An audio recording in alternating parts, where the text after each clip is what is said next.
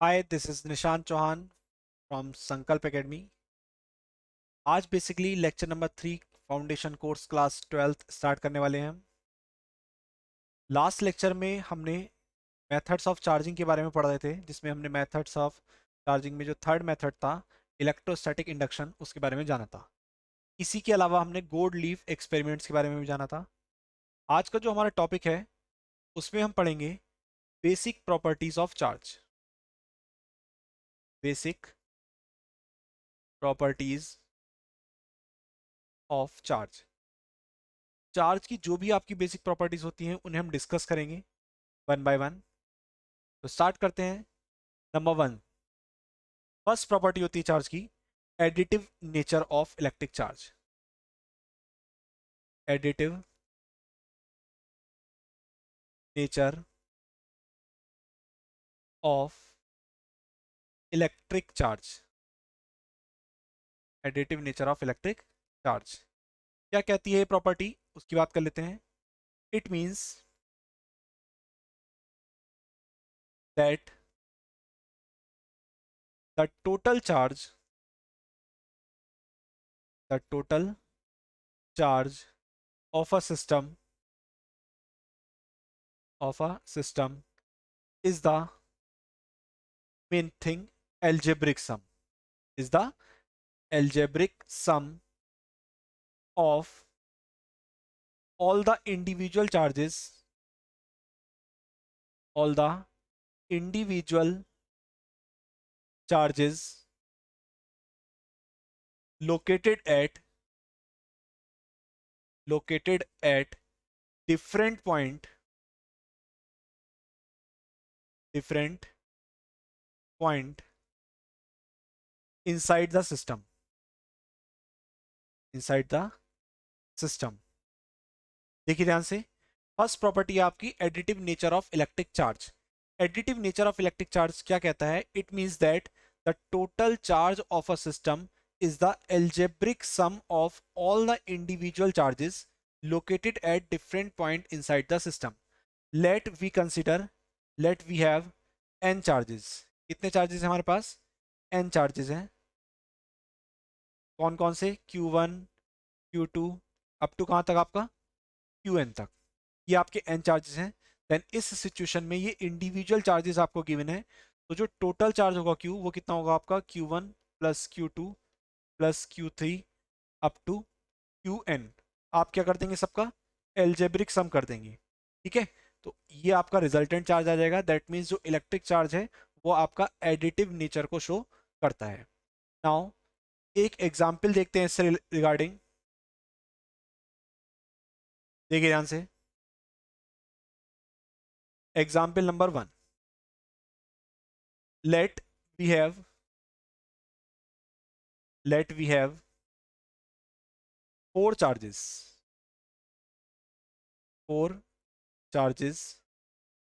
q1 equal plus 2 microcoulomb, q2 equal minus 3 microcoulomb, q3 equal plus 4 microcoulomb and q4 equal plus 5 microcoulomb। और आपसे बोला गया है कि टोटल चार्ज कैलकुलेट करिए।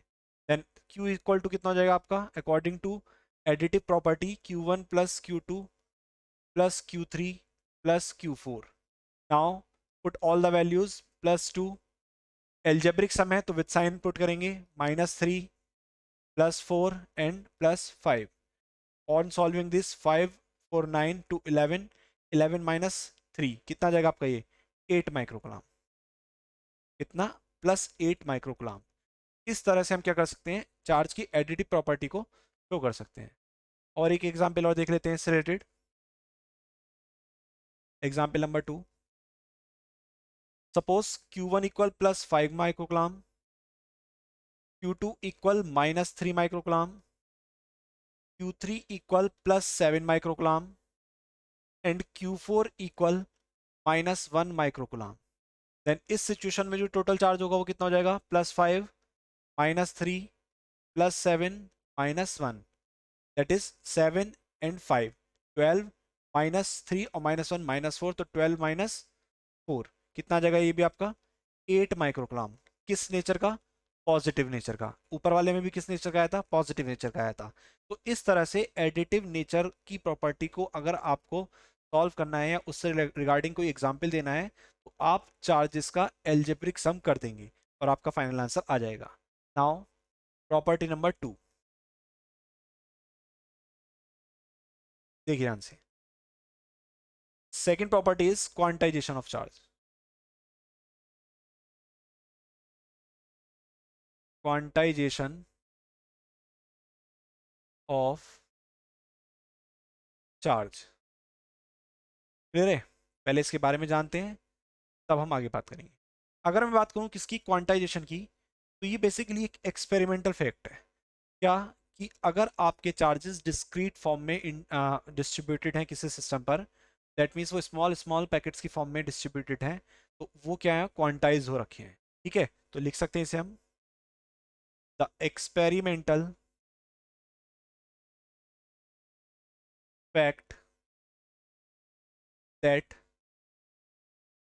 Electric charges occur in discrete amount, discrete amounts instead of continuous amount, continuous amounts is called, is called quantization, is called quantization of electric charge। क्या बोल दिया उसे हमने? Quantization of electric charge, that is एक experimental fact that the electric charge occur in discrete amount. तो मैंने आपको बताया कि अगर आपका चार्ज डिस्क्रीट अमाउंट की कंडीशंस में अकर कर रहा है इंस्टेड ऑफ कंटिन्यूस, कंटिन्यूस की बजाय, देन उस कंडीशन में उस प्रोसेस को हम क्या बोलेंगे? Quantization of electric charge. और जो क्वांटाइजेशन ऑफ इलेक्ट्रिक चार्ज है, the quantization of electric charge means, the quantitation of electric charge means that the total charge, that the total charge of a body, of a body is always integral multiple, integral multiple of a basic quantum of charge। इस line का क्या मतलब हुआ? इस line का मतलब हुआ जो क्वांटाइजेशन ऑफ इलेक्ट्रिक चार्ज है, इसका मतलब क्या है? That means the total charge of a body, किसी भी बॉडी का जो टोटल चार्ज होगा वो क्या होगा? Always integral multiple of a basic quantum of charge.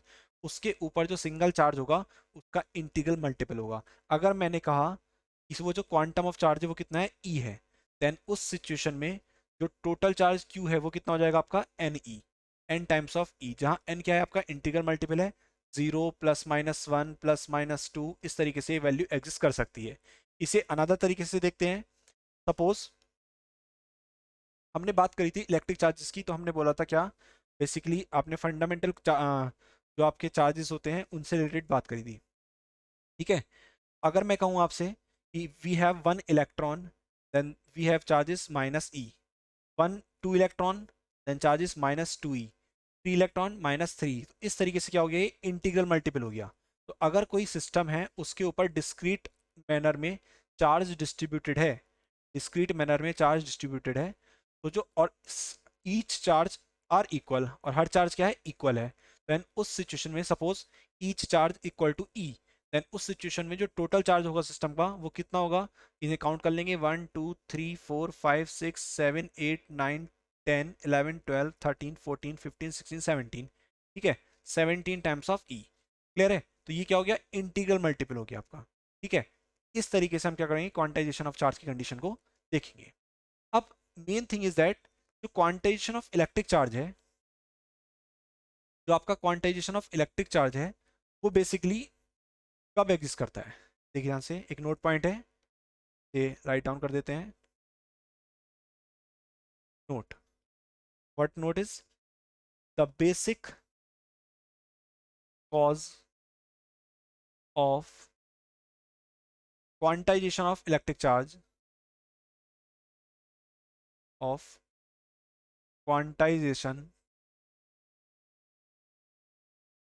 of electric charge is that during rubbing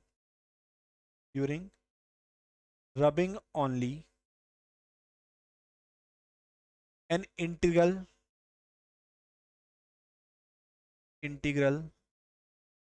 number of electron transferred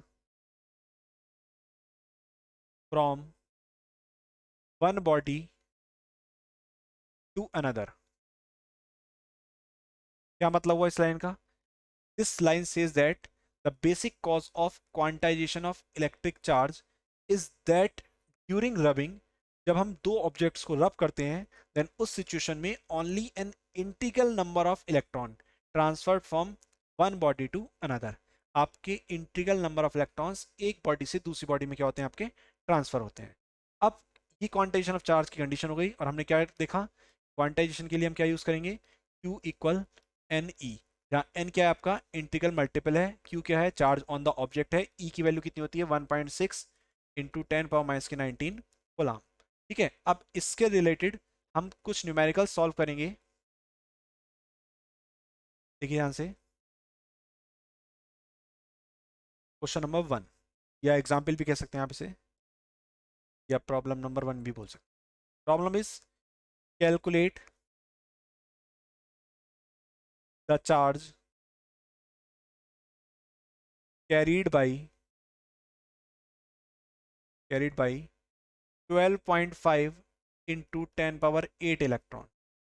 इतना electrons हैं अगर आपके पास 12.5 इंटू 10⁸ इलेक्ट्रॉन है, तो वो कितना चार्ज कैरी करेंगे? तो ये क्या गिवन कर दिया आपको? n. कितना गिवन कर दिया? n की वैल्यू 12.5 इंटू 10⁸. ठीक है, आपको क्या निकालना है? q. Then q equal to हमने क्या पढ़ा? n times of e. n e की वैल्यू कितनी होती है? e की वैल्यू होती है 1.6 इंटू 10⁻⁻19. तो इनकी वैल्यू पुट करेंगे यहाँ पर, तो ये कितना हो जाएगा? 12.5 इंटू 10⁸. n की वैल्यू हो गई मल्टीप्लाइड बाई e की वैल्यू कितनी हो गई? 1.6 into 10⁻⁻19. On further solving this problem, जब इसे हम सॉल्व करेंगे तो ये आपका कितना आ जाएगा? ये आ जाएगा approximate 2 into 10⁻⁻10 Ghulam.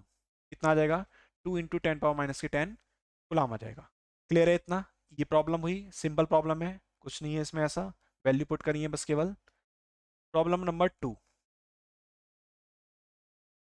calculate the charge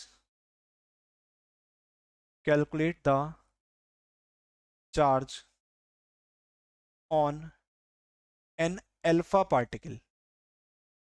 calculate the charge on an alpha particle, और गिवन है आपको, given charge on proton. Charge on proton कितना गिवन है आपको? 1.6 इंटू 10⁻⁻19 गुलाम.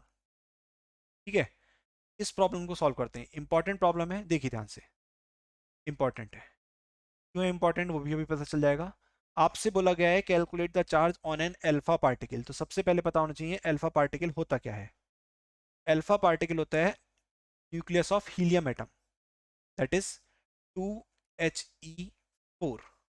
क्या होता है? 2He4, जिसका चार्ज कितना होता है? Charge on alpha particle plus 2 times of charge on proton. कितना होता है? Plus 2 times of charge on proton. तो हम वैल्यू पुट कर सकते हैं +2 मल्टीप्लाइड बाई 1.6 इंटू 10⁻⁻19. सॉल्व करके कितना आ जाएगा? 3.2 इंटू 10⁻⁻19 गुलाम. ये क्या आ गया? Charge on alpha particle. ठीक है, कितना आया?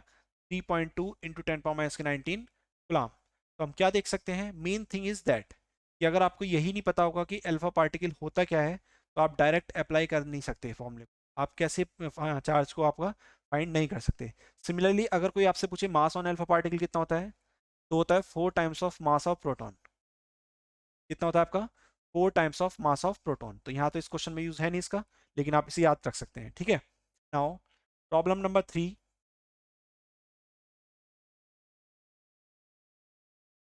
प्रॉब्लम नंबर 3 क्या कहती है problem? Determine determine the total charge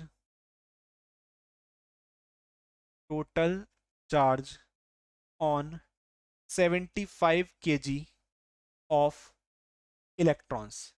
आपको क्या बोला गया कि डिटरमाइन करिए टोटल चार्ज किस पर? 75 kg ऑफ इलेक्ट्रॉन पर टोटल चार्ज निकालना है। तो देखिए, टोटल चार्ज निकालने के लिए Q इक्वल्स टू होता है Ne। तो आपको क्या पता होना चाहिए? नंबर ऑफ एटम्स पता होना चाहिए।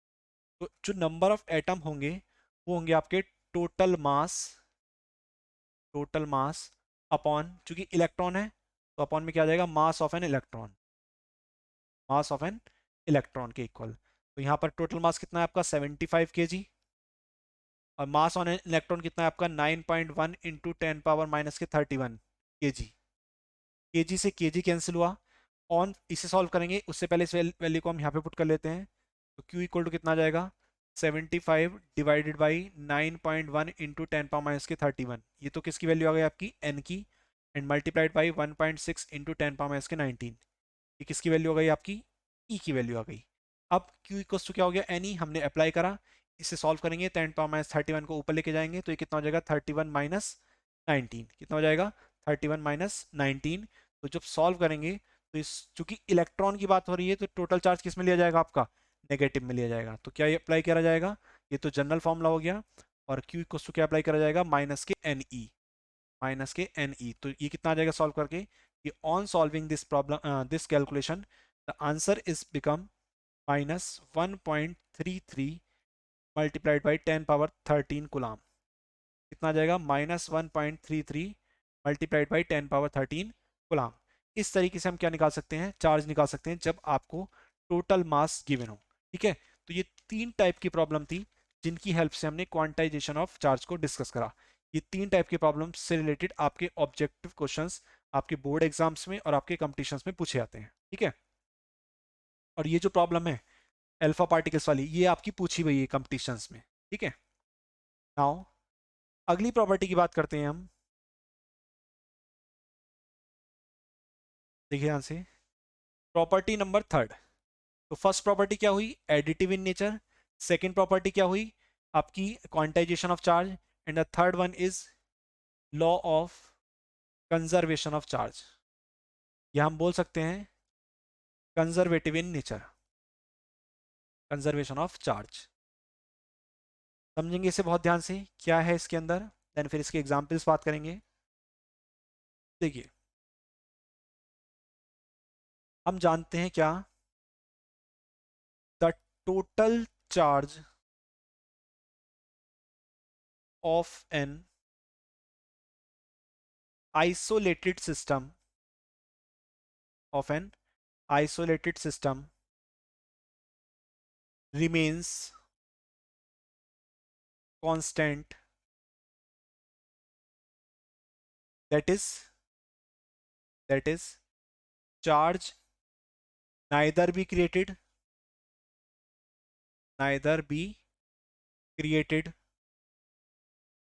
nor destroyed. They can only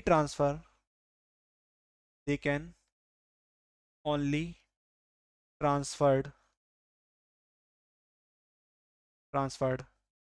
from one body to another, ठीक है, तो ये हमने क्या करा? एक डेफिनेशन को दो तरीके से देखा। कंजर्वेशन नेचर ऑफ जो चार्ज होता है वो क्या कहता है कि आइसोलेटेड सिस्टम के लिए चार्ज क्या होता है? रिमेन्स कांस्टेंट रहता है। आइसोलेटेड सिस्टम मतलब क्या? जिस पर सराउंडिंग इफेक्ट्स ना पड़े, उसके लिए टोटल चार्ज क्या रहता है? कांस्टेंट रहता है। That is charge neither be created, ना तो वो क्रिएट होगा, नॉर बी डिस्ट्रॉयड, ना ही वो डिस्ट्रॉय होगा। They can only be transfer from one body to another body. वो केवल एक बॉडी से दूसरी बॉडी में क्या होगा? आपका ट्रांसफर होगा। इसके एग्जाम्पल्स की बात कर लेते हैं। एग्जाम्पल नंबर 1, अगर मैं एक सोडियम क्लोराइड लूँ और इसे मैं क्या करूँ? दो पार्ट्स में तोड़ दूँ, Na positive plus Cl negative. तो हम क्या देख रहे हैं? NaCl एक न्यूट्रल एटम, चार्ज कितना होगा इस पे? 0 होगा। यहाँ चार्ज कितना? +1, यहाँ चार्ज कितना? -1। तो यहाँ पर भी टोटल चार्ज कितना आ गया? 0 आ गया। Initial charge 0, final charge 0। That means charge क्या हो गया इस कंडीशन में? कंजर्व हो गया। First example. Second example is pair production. Pair production क्या होता है? पेयर प्रोडक्शन जानेंगे इसे, देखिए ध्यान से। अगर हम कहें एक गामा रे फोटोन, इस प्रोसेस में क्या होता है, एक gamma ray photon materializes into an electron positron, electron positron pair. जो गामा रे फोटोन है वो किस में मेटलाइज हो जाता है? इलेक्ट्रॉन पॉजिट्रॉन पेयर में मेटलाइज हो जाता है। किस तरीके से होता है देखिए ध्यान से इसे। तो इसे रिएक्शंस की बेस पर समझाते हैं कुछ इस तरीके से। ये गामा रे फोटोन, इस पे चार्ज कितना होता है? जीरो होता है, जीरो चार्ज। और ये जब मेटलाइज हो गया तो किसमें? एक इलेक्ट्रॉन में प्लस एक पॉजिट्रॉन में। ये आपका होता है इलेक्ट्रॉन और ये क्या होता है आपका? पॉजिट्रॉन। ये दोनों के दोनों आपके फंडामेंटल पार्टिकल्स हैं। इलेक्ट्रॉन, प्रोटॉन, न्यूट्रॉन, पॉजिट्रॉन्स, ये सब क्या होते हैं? आपके फंडामेंटल पार्टिकल्स होते हैं। सिमिलरली एक प्रोसेस और होता है, देखिए ध्यान से, यहाँ पे भी देख सकते हैं आप। यहाँ जीरो चार्ज, यहाँ चार्ज -1, यहाँ चार्ज कितना? +1। तो नेट चार्ज यहाँ पर भी कितना है? जीरो है।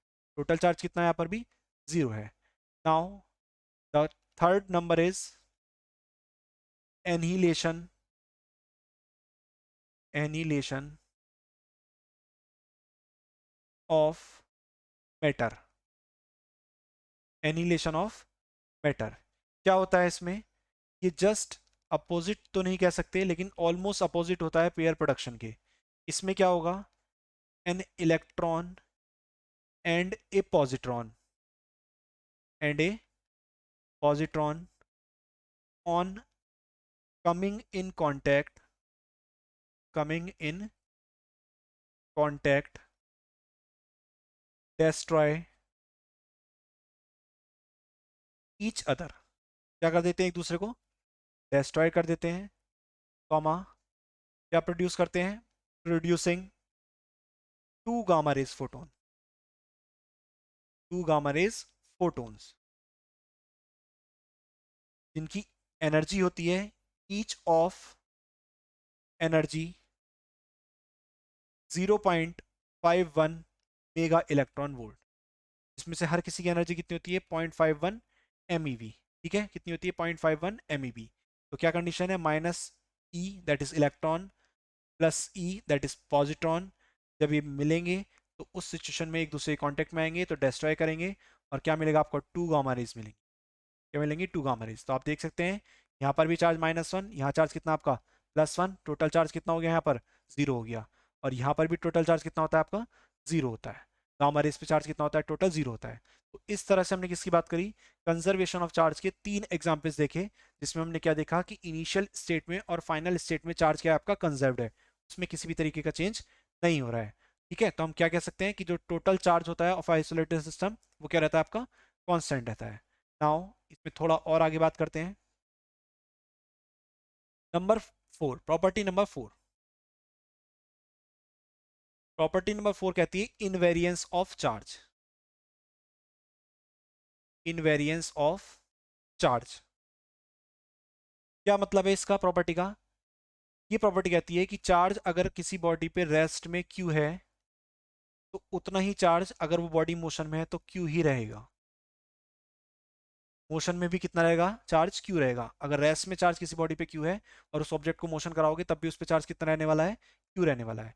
उसमें किसी भी तरीके का वेरिएशन एग्जिस्ट नहीं करेगा। तो इस तरह से चार्ज की हमने 4 प्रॉपर्टीज की बात करी।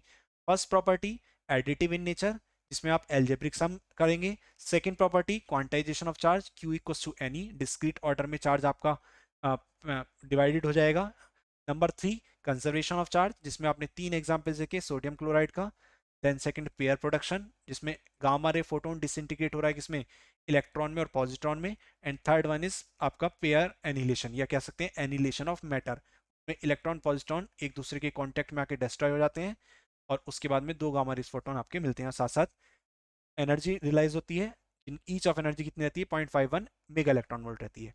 And the last one is invariance of charge. क्या कहता है, चार्ज अगर रेस्ट में क्यू है तो मोशन में भी चार्ज कितना रहने वाला है बॉडी पर, क्यू ही रहने वाला है।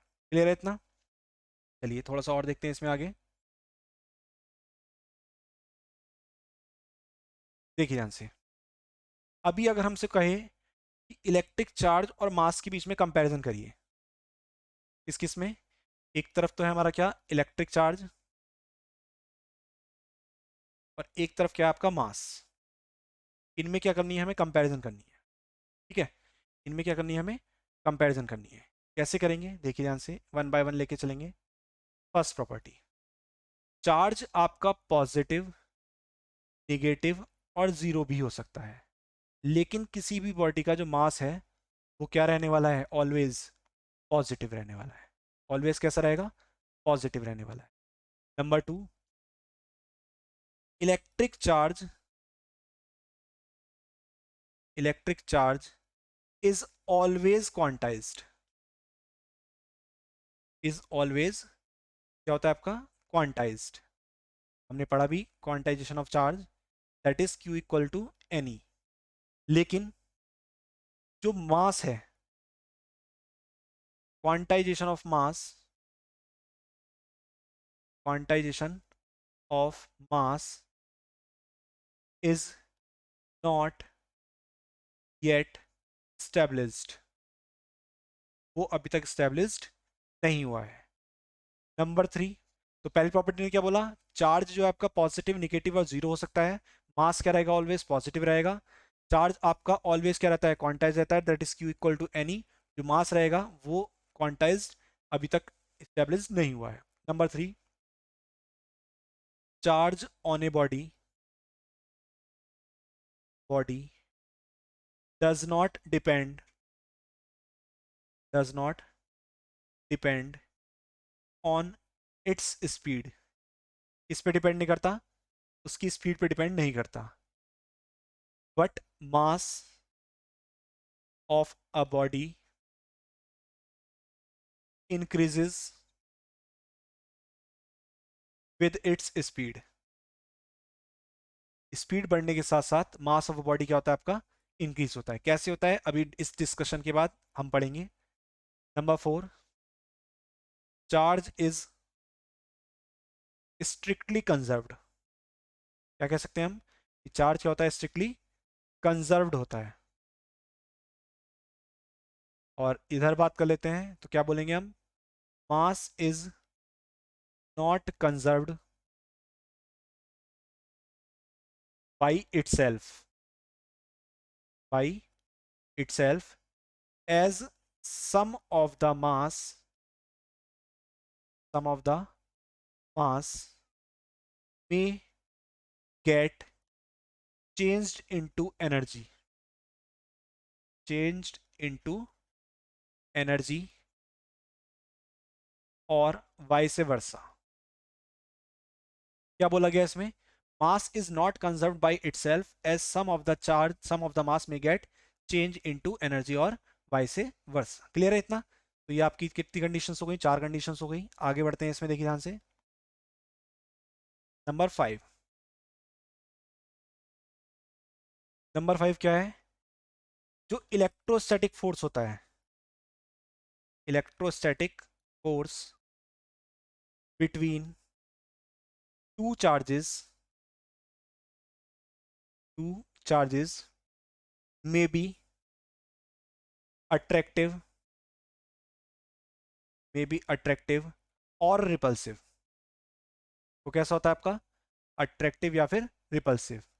बट जो ग्रेविटेशनल फोर्स होता है, gravitational force between two masses are always attractive, वो हमेशा कैसा रहता है आपका, अट्रैक्टिव रहता है। क्लियर है? Number six, charge of a body always possess some mass, क्या बोल सकते हैं हम, a charged body always possess या possesses some mass, but conditions यहाँ पर थोड़ी डिफरेंट है। अगर एक बॉडी है, a body possessing mass may not have any net charge, may not have any net charge। क्या कंडीशन है देख लीजिए, समझ लीजिए। ए चार्ज बॉडी ऑलवेज possesses सम मास। कोई बॉडी अगर चार्ज है तो उस पे मास होगा ही होगा। क्यों है? क्योंकि एक चार्ज अगर मिनिमम चार्ज है, एक इलेक्ट्रॉन भी है, तो उसका मास कितना होता है? 9.1 इंटू 10 पावर - 31 kg। लेकिन अगर कोई बॉडी मासिव बॉडी है तो जरूरी नहीं है कि उसके ऊपर चार्ज एग्जिस्ट करे। हो सकता है कि किसी बॉडी पर नेट चार्ज जीरो हो जाए, प्लस और माइनस, लेकिन उसका मास तभी भी एग्जिस्ट करेगा। ठीक है। And the last property is, जो इनके बीच में डिफरेंस बताएगी, number 7, electrostatic forces, electrostatic forces between different charges में कैंसिल आउट, में कैंसिल आउट। लेकिन हम यहां क्या कह सकते हैं? Gravitational forces, gravitational forces between different bodies, different bodies never cancel each other, never cancel each other. वो एक दूसरे को कैंसिल नहीं करते। क्या कंडीशन है, एक एक करके सारी फिर से डिस्कस कर लेते हैं। देखिए ध्यान से, हमने क्या बोला? इलेक्ट्रिक चार्ज और मास के बीच में कंपैरिजन करना था। तो हमने बोला जो चार्ज ऑफ ए बॉडी होता है वो पॉजिटिव भी हो सकता है, नेगेटिव भी हो सकता है और जीरो भी हो सकता है। लेकिन जो मास होता है वो क्या होता है? हमेशा पॉजिटिव रहता है। मास क्या रहता है? हमेशा पॉजिटिव रहता है। सेकंड कंडीशन हमने बोली कि इलेक्ट्रिक चार्ज आपका क्या हो सकता है? क्वांटाइज हो सकता है, लेकिन मास का क्वांटाइजेशन अभी तक स्टेब्लिश नहीं है। थर्ड हमने बोला charge on a body does not depend on its speed.